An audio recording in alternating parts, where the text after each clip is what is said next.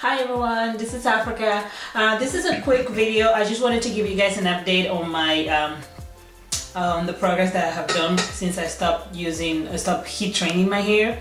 I showed a video a couple months ago last year, and that was only like after 3 or 4 months of stopping using the heat, or maybe longer. And this is basically last time that I heat trained was back in 2010. So this is over a year or stopped the heat training. I did use heat in May last year during my graduation. I also used heat back in December, January. But I haven't been heat training, meaning using heat every week, twice a week, or using it constantly to change my curl pattern. So you can see the progress I have done, the new hair that's not heat damage or heat train. In this particular section, I think it stops over here. I did notice, maybe over here. I did notice that after using heat in January and December, I got a little bit more heat damage, because even the hair that's not heat trained, some of the sections of it are kind of, they don't have the original curl pattern. But anyways, this is pretty much what I have left of in this section. Right now that the hair is wet, you can actually see it very well. Over here, same thing, you can actually see the curly hair. It has a lot more volume, and then the rest of it. So over here is mostly around here. The problem is that some of this hair here in the middle is also damaged, but not as damaged as the ends. If I take it out, you see what I mean. So it's kind of like the pattern is still kind of curly, but not as curly as up here. I don't know if you can see it well, I hope you can. And then not as damaged as the ends, which are literally straight. And again, this is natural hair. I have not used chemicals in my hair since 2008, I believe it was my last time, or 2009. 2008. I big shop back in 2009. So I haven't used chemicals at all. This is just like, these ends are purely from heat, from flat ironing. Anyways, showing this side, same progress, actually a little bit more progress, because I think the entire twist is basically not damaged except this little end. And you're probably wondering why you're keeping why are you keeping those ends? Why don't you chop them? I will. What I'm doing is basically chopping a little bit at a time. I don't want to chop too much, because I will not, it's not possible for me to get rid of all the heat train without really getting a huge major cut. Looking at this one, again, I think it's like up to here, or even here.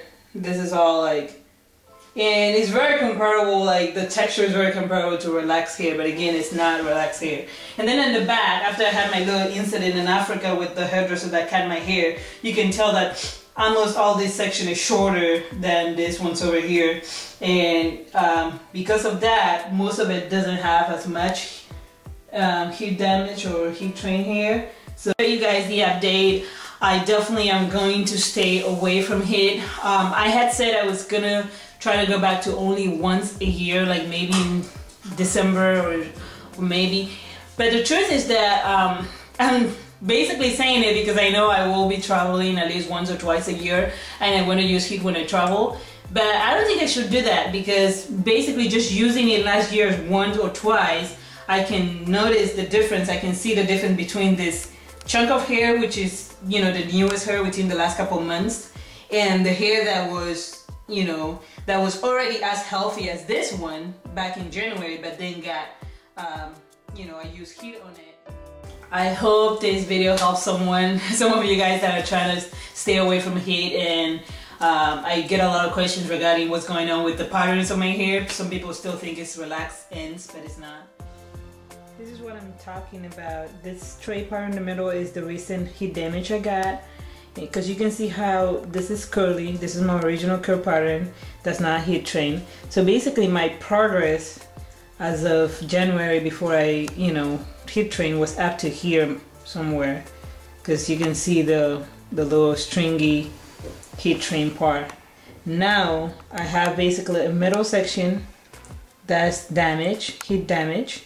I have a section that's not damaged, and then I have another section that's damaged. So if I wanted to cut all the damage, I would have to chop all this, and that's why I'm gonna chop it in sections. I'm just gonna cut a little bit every month so that eventually I will get through that. But that's what I was talking about. And if you look at the entire strand of hair, the entire section, you can see curly, not curly, or not so curly, curly, not curly.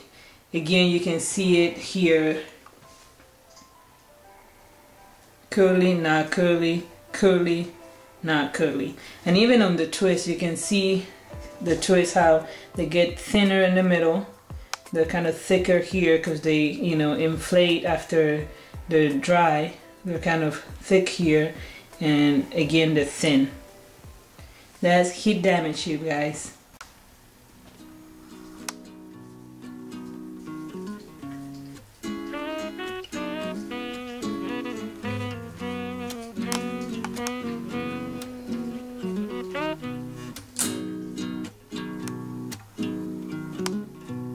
Some of them are pretty,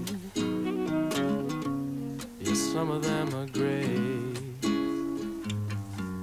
and some of them go crazy, and some misbehave. Some will just annoy you, some will show you love and joy, some birds will control you, most will let you down, but the one to love is the one that doesn't fly.